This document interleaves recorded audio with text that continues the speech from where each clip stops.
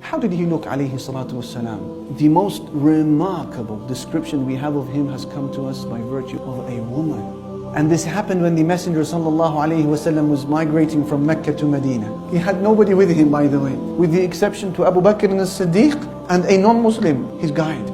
They came across a tent in the middle of the desert. An old lady called Ba'bad. They said to her, Ba'bad, are you able to assist us? She said, by Allah, I have nothing to offer you on this day.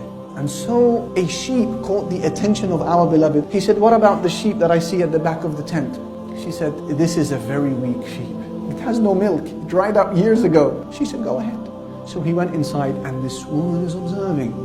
He knelt down next to the sheep and he began to make dua. And then all of a sudden the udder began to grow, filling with milk, subhanAllah. And the first person who drank was the woman. And then he gave his companions to drink. And he left a lot of milk for the house. And then he was the last person to drink, alayhi salatu wasalam. She took her shahada, she realized who was in front of her, and they continued their journey to Medina. Later on, her husband, Abu Ma'bad, comes back home. And he just sees this milk all over the place. This khair, this milk, where did it come from? A very blessed man passed by today. He said, give me his description, O Ma'bad. I saw a man of a glowing appearance, radiant in his face, perfect in his proportions. He was not ruined by a big belly, nor did he have an overly small head. A very handsome man. His eyes were intensely dark, and his eyelashes were intensely long, and his voice was very husky, and there was length to his neck, and his beard was full, finely arched eyebrows. When he was silent, he was so dignified. When he spoke, he was overcome with grandeur and splendor.